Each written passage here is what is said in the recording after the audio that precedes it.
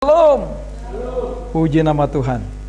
Mari kita satu dalam doa sebelum kita membahas kebenaran firman Tuhan. Kasih dasar hidup bersama hari ini kita akan melihat bahwa kasih itu luar biasa dalam kehidupan kita dan dapat menutup segala pelanggaran kita. Mari kita satu dalam doa. Bapa, terima kasih Engkau begitu baik. Engkau Allah yang tidak pernah tinggal diam, Allah yang terus bekerja dalam kehidupan kami sebagai orang percaya. Oleh sebab itu Tuhan, ajarkan kami untuk dapat memiliki kasih sebagai dasar dalam hidup kebersamaan kami di dalam dunia yang fana ini. Oleh sebab itu Tuhan, kami siap. Hamba-Mu terbatas, penuh keterbatasan Tuhan, bahkan segala persiapan. Banyak buku yang dibaca tetap mengalami kekurangan, tapi biarlah Tuhan Engkau memberikan hikmat dalam bibir mulut hamba.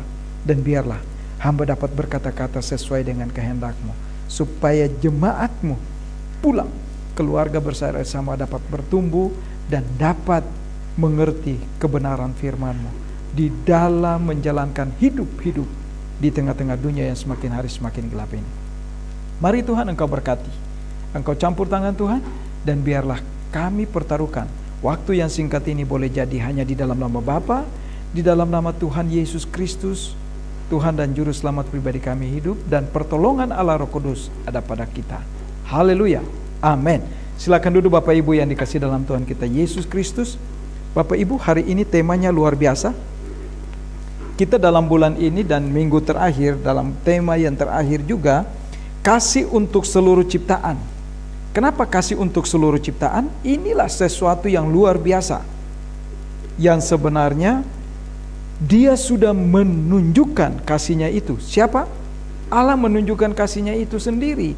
Karena setelah Allah menciptakan manusia, iblis tidak tinggal diam. Iblis selalu berusaha untuk merampas milik kepunyaan Allah untuk menjadi bagiannya. Oleh sebab itu, dia melihat hal itu, dia tidak setuju. Manusia sebagai ciptaan yang paling sempurna dan mulia, dia tidak tinggal diam. Ciptaan yang mirip dan segambar dengan rupanya, dia mengambil keputusan dengan kasihnya yang penuh otoritas, kasih yang tidak terbatas, yang tidak terhingga lewat anaknya yang tunggal. Kalau kita lihat Yohanes 3 ayat 16 itu sangat jelas, karena begitu besar kasih Allah sehingga Ia mengaruniakan anaknya yang tunggal, supaya setiap orang yang percaya kepadanya tidak binasa. Kasih untuk seluruh ciptaan ini sangat-sangat penting bagi kita. Oleh sebab itu Bapak Ibu, kita akan membahas hari ini tema kita, kasih dasar hidup bersama. Kasih dasar hidup bersama. Mari kita buka Alkitab kita, 1 Korintus 13 ayat yang pertama sampai ayat yang ke-13. Kita akan silih berganti, karena dari pembacaan kita ini ada beberapa poin penting yang perlu kita melihat dan menjadi dasar untuk kita memiliki kasih, supaya kita dapat hidup bersama-sama. Ya, sudah dapat katakan amin? Ya, saya akan baca ayat yang pertama, Bapak Ibu jemaat, ayat kedua, kita silih berganti sampai ayat yang ke-13. Judul dan perikop yang diberikan oleh Lembaga Alkitab Indonesia, kasih. Ayat yang pertama dari ayat yang ke-13, sekalipun aku dapat berkata-kata dengan semua bahasa manusia dan bahasa malaikat, tetapi jika aku tidak mempunyai kasih, aku sama dengan gong yang berkumandang dan canang yang bergemericik.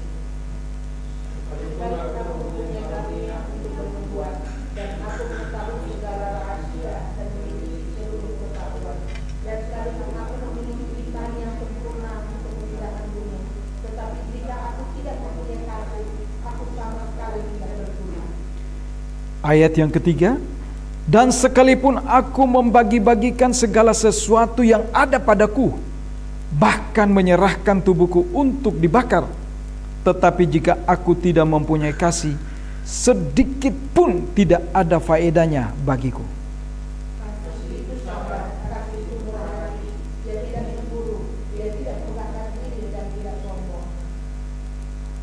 Ayat yang ke-6, ayat yang ke-5, ia tidak melakukan yang tidak sopan dan tidak mencari keuntungan diri sendiri. Ia tidak pemarah dan tidak penyimpang kesalahan orang lain. Ia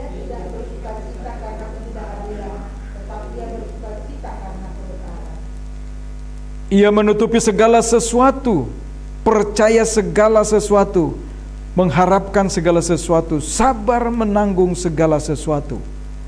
Kasih tidak berkesudahan, nubuat akan berakhir, bangsawan akan berhenti, pengetahuan akan lenyap.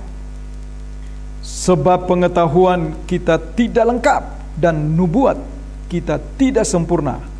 Tetapi jika yang sempurna tiba, maka yang tidak sempurna itu akan lenyap. Ketika aku kanak-kanak, aku berkata seperti kanak-kanak. Aku merasa seperti kanak-kanak. Aku berpikir seperti kanak-kanak. Sekarang sesudah aku menjadi dewasa, aku meninggalkan sifat kanak-kanak itu. Karena sekarang kita melihat dalam cermin suatu gambaran yang sama-sama, tetapi nanti kita akan melihat bukan dalam muka. Sekarang aku hanya mengenal dengan tidak sempurna, tetapi nanti aku akan mengenal dengan sempurna, seperti aku sendiri dikenal. Ayat 13 kita bersama-sama, 2, 3, 4. Demikianlah tinggal ketiga hal ini, yaitu iman, pengharapan, dan kasih. Dan yang paling besar di antaranya ialah kasih. Puji nama Tuhan. Berbahagialah kita yang membaca kebenaran firman Tuhan, bahkan melakukan dalam kehidupan kita, di dalam setiap aktivitas, apa yang Tuhan ingin untuk kita lakukan sesuai dengan kebenaran firman Tuhan. Bapak Ibu yang dikasih dalam Tuhan kita Yesus Kristus, kalau kita lihat kasih dasar hidup bersama, mengapa perlu kasih untuk dasar hidup bersama? Kalau kita belajar dari kisah para rasul, bagaimana Paulus ingin memberitahukan kepada jemaat di Korintus, ini penting karena kasih untuk dasar hidup bersama itu sangat-sangat penting. Sebab apa? Egois, iri hati, dengki, bahkan keingin lebihan dari orang lain, itu hanya membuat kita binasa. Nah, karena itu Tuhan Allah telah mendahului menunjukkan kasih-Nya kepada kita lewat anaknya yang tunggal, ya. Dia menaruh kasih-Nya untuk kita yang tadinya akan binasa supaya diselamatkan. Karena apa? Karena dia punya kasih dan dia tahu bahwa manusia ini adalah milik kepunyaannya, ciptaan yang paling sempurna dan makhluk yang sangat-sangat ideal, serupa segambar dengan dia. Oleh sebab itu dia tidak ingin untuk manusia itu harus binasa, tetapi manusia itu harus kembali menjadi miliknya. Sehingga ia memberikan anaknya yang tunggal, Yesus Kristus Tuhan dan Juru Selamat. Kalau ada orang katakan, masa sih Yesus itu Tuhan? Ya, terbukti. Kalau dia bukan Tuhan, dia tidak akan mau disalibkan untuk kita umat manusia. Kalau dia bukan Tuhan, percuma dia lakukan itu. Buat apa? Tapi dia lakukan itu karena ada tugas penting di mana kasih itu harus dijalankan. Maka itu kasih agape. Itu kasih yang tidak bisa dilakukan oleh siapapun, dan kasih itu tidak ada imbalan. Kasih itu cuma-cuma. Agoraso ex agoraso rundo, kita diangkat, dibawa keluar dari pasar perbudakan dengan cuma-cuma. Tidak ada keterikatan apapun. Oleh sebab itu Bapak Ibu yang dikasih dalam Tuhan kita Yesus Kristus, sekarang bagaimana kita dapat mengerti atau mengimplementasikan kasih itu sebagai dasar hidup bersama? Bapak Ibu, kalau kita tidak menjadi orang percaya, bagaimana mungkin kita bisa mengimplementasikan itu, ya? Kasih itu bagaimana kita miliki kalau kita tidak menjadi orang percaya? Kita harus menjadi orang percaya dulu. Buka kehidupan kita menjadi orang yang percaya kepada Yesus, maka kasih itu akan nyata dalam kehidupan kita tanpa kita sadari. Karena apa? Roh Kudus akan memimpin kita, akan menuntun kita sehingga kita mengetahui benar.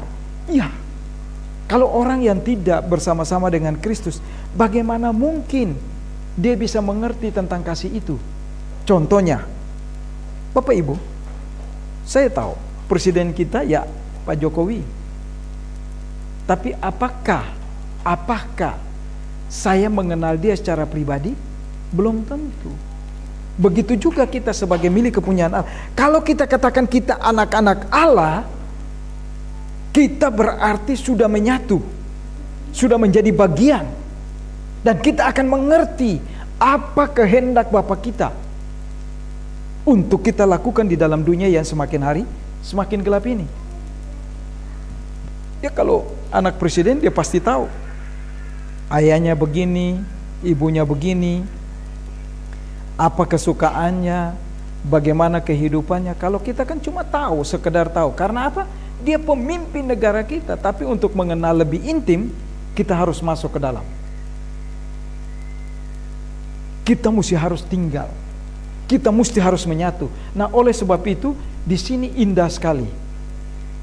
Dari 1 Korintus 13 ayat 1 sampai 13 ini, untuk dapat mengimplementasikan kasih itu, kita dapat belajar dari Rasul Paulus, dari kebenaran firman Tuhan yang barusan kita baca ini. Ada beberapa hal yang perlu kita ketahui untuk kita dapat mengimplementasikan kasih untuk sesama kita, tetangga kita, keluarga kita, mulai dari keluarga, tetangga, kiri kanan, lingkungan di mana kita berada, ya, negara di mana kita berada, kita dapat mengimplementasikan. Bukan berarti karena saya memiliki banyak harta saya dapat memberikan kepada, tidak. Allah tidak tuntut itu. Kalau itu kita dapat berikan kepada orang lain, maka hati Allah sedih. Karena apa?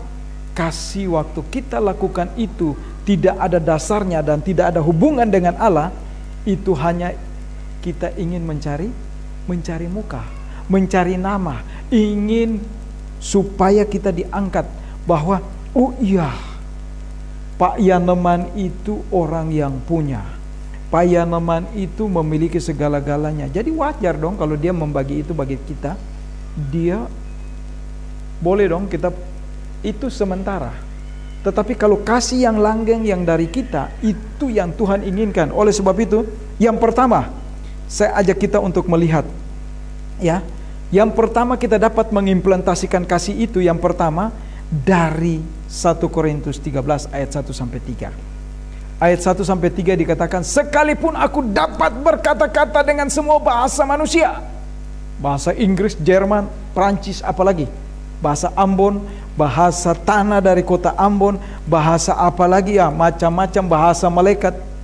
Tapi perhatikan ya, tetapi jika aku tidak mempunyai kasih, aku sama dengan gong yang berkumandang dan canang yang bergemericing. Coba, Bapak Ibu tahu gong ya? Gong itu waktu di kota Ambon itu kami datang ke sana untuk tanganin traumatik. Saya lihat, wah, gong 2000 itu semua bendera negara itu ada. Dan itu pertama di Indonesia, ada di Maluku. Saya pikir hebat juga nih. Begitu diketok itu bunyinya bisa satu kota Ambon itu dengar. Karena gongnya itu sebesar ini kali lingkarannya. Dan digantung. Jadi kalau dipukul aja, dung. Dan itu dekat pantai. Jadi bagaimana angin pantai itu ya? Nah inilah, kalau gong itu aja yang diciptakan manusia bisa bunyi seperti itu, bagaimana gong yang ada pada kita? Maka itu biasa ada pepatah katakan tong kosong bunyinya nyaring. Tapi kalau coba tong itu berisi, bunyi nyaring enggak? Enggak. Bunyinya tuh keredam. Karena ada isinya. Nah kalau tong itu tidak ada isi, tung bunyinya, bong gitu ya, bisa membuat orang kaget. Nah itu satu bukti bahwa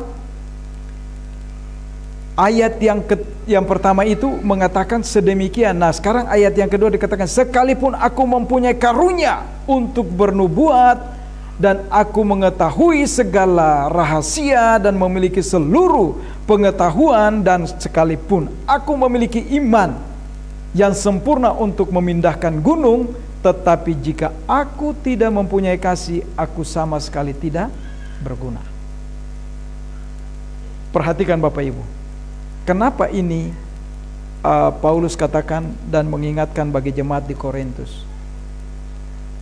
Bukan cuma jemaat di Korintus, tapi bagi kita orang percaya yang sudah mengerti dan membaca kebenaran firman Tuhan ini. Karena ingat, apa yang kita lakukan tanpa dasar kasih percuma. Itu hanya membuat diri kita capek. Tapi kalau kita sudah melekat dengan Allah berdasarkan Kristus, waktu kita lakukan itu, Bapak Ibu, sangat indah. Kami punya pengalaman waktu terjadi COVID. Sayang ya None, belum ditabiskan El Syamah. Kami hujan-hujan,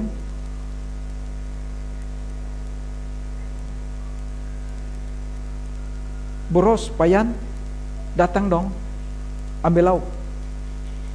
Saya bilang sama Ibu Ros, bilang sama Mama, kalau cuma ambil lauk, aduh kami nggak makan lagi terlalu banyak. Karena ada apa? Ada orang lain juga lebih membutuhkan itu dari kita. Tapi saya katakan buat Ibu Ros, sampaikan buat Mama, bisa nggak Mama siapkan 25-50 pack untuk orang-orang di pinggir jalan. Dan apa jawab ibu kita ini? Silakan, datang. Waduh, alangkah senangnya. Begitu maghrib, sore hari, sambil pulang dan hujan-hujan, itu kita berbagi. Keliling. Waktu teman-teman dengar hal itu, mereka katakan apa? Pak Yan, Ibu Ros, gila ya kalian. Ini kan lagi pandemik. Saya bilang, emang kenapa? Kalau harus meninggal bukan harus ada penyakit dulu. Orang berdiri pun bisa meninggal nggak? Orang tidur aja bisa meninggal nggak? Orang di kamar mandi mau mandi aja bisa meninggal. Kenapa mesti tunggu diterpa pandemik? COVID. Ketakutan kita singkirkan. Karena apa? Kasih yang ada dari Allah di dalam Kristus Yesus yang ada dalam hidup kita. Kita tidak lagi melihat dan mementingkan diri kita sendiri, tapi kita melihat kepentingan orang lain untuk hidup bersama. Ini paling penting. Oleh sebab itu yang bagian pertama ini dikatakan, kita perlu kasih. Untuk hidup bersama kita perlu kasih itu. Ini penting. Karena apa gunanya kalau saya bisa berbahasa Jerman, berbahasa Inggris, berbahasa Prancis, berbahasa Mandarin, apalagi Jepang, ya, ya tiba-tiba saya bisa berbahasa berbagai macam bahasa dari Sumatera, Nias dan sebagainya yang saya cuma tahu, Yahubu, gitu kan? Lebih dari itu nggak tahu lagi. Tapi kalau tahu, apa gunanya kalau tidak ada kasih? Nah, itulah yang pertama Paulus ingin mengingatkan kita. Bahwa dari ayat yang pertama sampai ayat yang ketiga, kita perlu kasih untuk hidup bersama. Kita perlu memiliki kasih itu. Karena apa? Kasih itulah dasar dari segala sesuatu. Oleh sebab itu kalau orang yang tidak mengenal Kristus tidak akan mengenal kasih. Jadi kalau kita lihat ada orang yang iri, cemburu, ya, dengki sama kita, senyum aja. Karena dia tidak mengerti rencana Allah dalam kehidupan dia. Waktu Allah menciptakan dia sebagai manusia, ciptaan yang mulia, tapi dia tidak mengerti. Tapi kita orang yang telah menyatu dengan Kristus, menjadi milik kepunyaan Allah. Yohanes 1 ayat 12 katakan, kita adalah anak-anak Allah, ya. Setelah kita menjadi satu dengan Kristus, kita adalah anak-anak Allah. Berarti kita mengerti apa rencana, apa visi misi dari orang tua kita kepada kita untuk kita jalankan. Dan itu yang paling penting. Apapun yang terjadi, bagian firman Tuhan yang lain, kalau ada orang yang tempelin pipi kiri kita, kasih juga pipi kanan. Maksudnya apa? Kita jangan balas, tetapi kita serahkan itu kembali lagi. Hak pembalasan adalah Allah sebagai Bapa, hakim yang adil. Karena dia benar-benar mengerti tentang kasih itu. Itu yang pertama. Oleh sebab itu Bapak Ibu, bagian yang kedua, kalau kita lihat dari ayat 4 sampai ayat yang ke-7, saya coba bacakan buat kita. Ini adalah salah satu di mana kita perlu untuk mengetahui, ya, kita perlu untuk menyadari dan mengetahui definisi kasih itu apa saja, supaya kita hidup sesuai dengan tatanan definisi kasih itu. Bukan orang yang hidup dengan tidak mengetahui definisi kasih itu sendiri. Dia berpikir dia berbuat baik, ya sudah, dia akan menerima hal yang baik. Tidak. Di sini dikatakan demikian dalam ayat 4 sampai ayat yang ke-7, yang bunyinya demikian. Kasih itu sabar, kasih itu murah hati, ia tidak cemburu, ia tidak memegahkan diri dan tidak sombong, ia tidak melakukan yang tidak sopan dan tidak mencari keuntungan diri sendiri, ia tidak pernah dan tidak menyimpan, tidak pemarah dan tidak menyimpan kesalahan orang lain. Ia tidak bersukacita karena ketidakadilan, tetapi ia bersukacita karena kebenaran. Ia menutupi segala sesuatu, percaya segala sesuatu, mengharapkan segala sesuatu, sabar menanggung segala sesuatu. Indah kan? Jadi kalau kita katakan, ada orang katakan, iya, saya ini hidup dengan iman yang benar-benar sesuai dengan agama, iman kepercayaan saya. Tapi coba, yang ada apa? Hanya ingin membangkitkan emosi orang lain, hanya ingin membangkitkan dan membakar, bahkan membuat gara-gara. Tidak ingin melihat orang lain hidup tenang. Di mana kasihnya? Gak ada kasih. Tapi di bagian yang kedua ini sangat indah. Kita perlu menyadari definisi kasih itu. Oleh sebab itu, waktu kita tahu definisi kasih itu, kita sebagai milik kepunyaan Allah harus berjalan dan lakukan hal itu sesuai dengan rel garis rencana Allah. Tapi saya yakin dan percaya, kalau kita memang sudah menjadi orang percaya kepada Yesus, kita menjadi anak Allah, dengan otomatis sendirinya kasih itu akan bertumbuh dalam hidup kita. Kami senang, ya, kami suka buka kelompok-kelompok seminar ngajarin orang untuk dapat melakukan apa yang kami bisa lakukan kepada orang lain.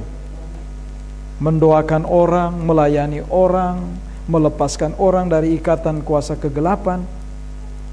Tapi ada orang-orang lain, ya, sebagian teman-teman yang lain, mereka katakan apa? Ah, enggak, karunia ini hanya buat saya aja. Saya yang sudah bertemu dengan Allah dan Allah berbicara langsung kepada saya. Saya bilang hebat sekali ya. Kalau kayak begitu saya senyum-senyum aja. Dan saya cuma menilai, oh ternyata orang itu tidak memiliki kasih. Kasih itu apa? Apa yang kita punya kita sampaikan, kita berikan, kita lakukan, kita ngajar, supaya apa yang kita miliki dapat juga orang lain miliki itu, supaya nama Tuhan dipermuliakan. Itulah yang paling indah. Inilah pengertian. Kita perlu menyadari definisi kasih itu. Kasih itu sudah dibeberkan dari ayat 4 sampai ayat yang ke-7. Dan bagian yang ketiga sebagai bagian yang terakhir, dari ayat 8 sampai ayat 13, demikian firman Tuhan. Kasih tidak berkesudahan, nubuat akan berakhir, bahasa roh akan berhenti, pengetahuan akan lenyap, sebab pengetahuan kita tidak lengkap dan nubuat kita tidak sempurna. Tetapi jika yang sempurna tiba, maka yang tidak sempurna itu akan lenyap. Ketika aku kanak-kanak, aku berkata seperti kanak-kanak, aku merasa seperti kanak-kanak, aku berpikir seperti kanak-kanak. Sekarang sesudah aku menjadi dewasa, aku meninggalkan sifat kekanak-kanakan. Bapak Ibu, ada orang yang sudah berumah tangga tetapi masih memiliki sifat kekanak-kanakan. Bagaimana kalau kita di dalam Tuhan seperti itu? Sudah dewasa tapi masih mau makan bubur. Maaf, bukan bubur ayam. Kalau bubur ayam itu enak lah, ya. Setiap pagi saya ajak istri saya tuh kalau jalan pagi, Bahkan kalau saya belum, ayo, kita jalan pagi, bubur ayam yuk. Karena ada satu di sini, itu bubur ayamnya tuh enak sekali dan memang higienis. Itu tidak pakai garam. Ayam kampung dan lauknya banyak sekali. Bahkan kalau sendok pun tumpah. Dan saya senang. Karena mau hidup sehat ya. Kalau dulu masih muda itu makan apa aja ya, jorok, semua dilahap. Bahkan habis makan ya, minuman dingin yang manis-manis itu nikmat. Tapi sekarang mulai tinggalkan.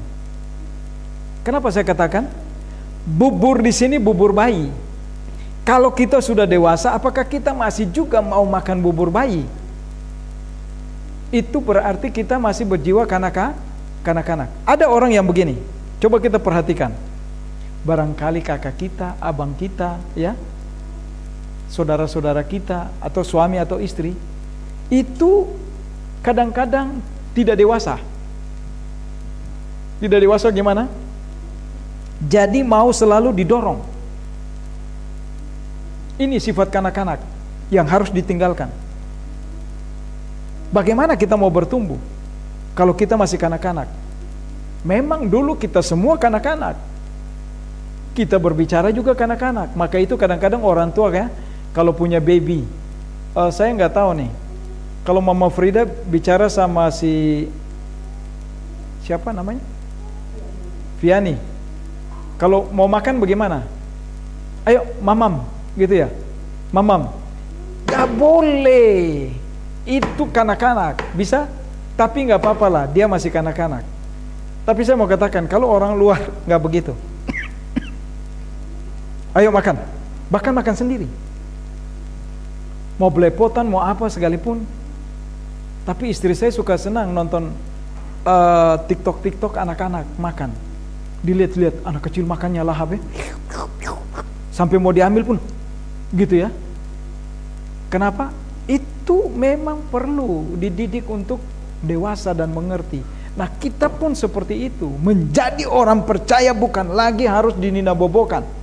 Ya, bukan lagi kanak-kanak, tetapi harus berdiri dan teguh melakukan apa yang Tuhan kehendaki. Oleh sebab itu bagian yang ketiga ini sangat indah. Karena dia berbicara begini.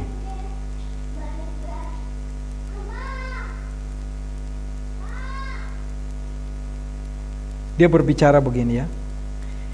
Kita perlunya keunggulan kasih itu di dalam diri kita sendiri sebagai orang percaya. Bapak, Ibu, Saudara dan saya, kita perlu keunggulan kasih itu. Karena apa? Semua yang ada pada kita itu akan lenyap. Saya lihat satu video, itu bapak waktu dia jadi pengusaha, dia tidak peduli, dia datang beribadah, tapi apa yang terjadi? Apa yang pendeta ngomong di mimbar, dia cuma ngenyah. Lu bisa aja ngomong, lu kan bukan pengusaha. Tapi setelah Tuhan menegur dia, dari yang punya, setiap hari ke luar negeri, pulang pergi pagi sore, baru dia sadar bahwa hidup ini perlunya Tuhan. Bahwa hidup ini tidak boleh egois. Bahwa hidup ini bukan hanya dia sendiri yang hebat, tetapi hidup ini harus ada kasih. Kasih itu bukan karena kita punya. Dan waktu dia jadi hamba Tuhan, dia berdiri di mimbar. Mimbar ini mimbar yang kudus dari Allah. Jadi Bapak, Ibu, Saudara, jemaat perlu dengar. Karena ada banyak orang yang tidak mau dengar. Hanya mau berkata-kata saja. Tetapi hari ini saya yakin kita mau dengar dan kita mau taat. Nah, oleh sebab itu Bapak Ibu, keunggulan kasih itu sendiri perlu ada dalam kehidupan kita. Karena inilah implementasi di mana kasih itu kita mengimplementasikan kepada orang lain, supaya keluarga kita, anak, istri, ya, tetangga, lingkungan di mana kita berada bisa merasakan itu. Saya bersyukur kami dari hidup sederhana, tidak pernah banyak nongkrong. Hanya mulai banyak nongkrong itu mulai dari pandemik, karena tidak bisa kemana-mana. Mulai dengan tetangga, mulai nongkrong. Tetapi coba, banyak orang tahu saya, tapi saya tidak pernah tahu siapa dia. Saya juga tidak mengerti. Karena apa? Kita harus menjadi surat Kristus yang terbuka. Apa yang ada pada Allah di dalam Kristus Yesus, itu kita implementasikan. Kasih itu kepada orang lain. Lewat apa? Sikap hidup kita. Apa yang kita punya, berbagi. Sekalipun tidak ada. Tapi jangan takut. Waktu kita memberikan dari tidak punya, Tuhan akan membalas kepada kita berlipat kali ganda. Dan itu saya sudah buktikan, bahwa Allah itu tidak pernah tinggalkan kita. Jadi Bapak Ibu, ingat, untuk mengimplementasikan kasih itu ada 3 hal penting. Yang pertama, kita perlu kasih itu, ya, untuk dapat mengimplementasikan dalam hidup kebersamaan kita. Yang kedua, kita perlunya kasih itu untuk hidup bersama, ya. Itu pertama, kita perlu menyadari definisi kasih itu sendiri, supaya itu boleh menjadi rambu di mana kita melakukan hal-hal di luar garis itu. Kita kembali lagi kepada garis yang benar dan ada dalam lingkungan kasih itu sendiri. Dan yang ketiga, keunggulan kasih itu sendiri. Semua akan lenyap. Ingat Bapak Ibu, iman, pengharapan, dan kasih. Tapi di sana dikatakan apa? Kasih itu yang terbesar. Saya baca sekali lagi. Demikian tinggal 3 hal, yaitu iman, pengharapan, dan kasih. Dan yang paling besar adalah kasih. Bapak Ibu, marilah kita mulai dari keluarga kita. Istri mengasihi suami, suami mengasihi istri. Mari kita keluarkan kata-kata yang positif. Jangan keluarkan kata-kata yang negatif. Karena kita bukan lagi kanak-kanak, tapi kita menjadi dewasa di dalam Tuhan berdasarkan Kristus. Mari kita saling mengasihi satu sama yang lain, kakak, adik, adik dan kakak dalam lingkungan, dan kita mengekspresikan itu, mengimplementasikan itu kepada lingkungan di mana kita berada dan kepada kelompok-kelompok di mana kita berada. Biarlah nama Tuhan dipermuliakan. Ada amin? Mari kita tunduk kepala dan kita berdoa. Bapa, terima kasih Engkau begitu baik. Engkau Allah yang tidak pernah tinggal diam, Allah yang terus bekerja dalam hidup kami. Dan biarlah Tuhan, kami dapat hal-hal yang penting untuk menyatakan kasih dalam hidup bersama-sama di lingkungan yang semakin hari semakin gelap dan tidak menentu ini. Ajarkan kami Tuhan untuk terus hidup nyata di dalam kasih-Mu, supaya lewat kami orang lain boleh melihat bahwa kasih Allah nyata dan hidup di dalam kami sebagai orang percaya. Terima kasih Tuhan Yesus. Kehendak-Mu yang jadi Bapa, jangan kehendak kami. Haleluya. Amin. Saya kembalikan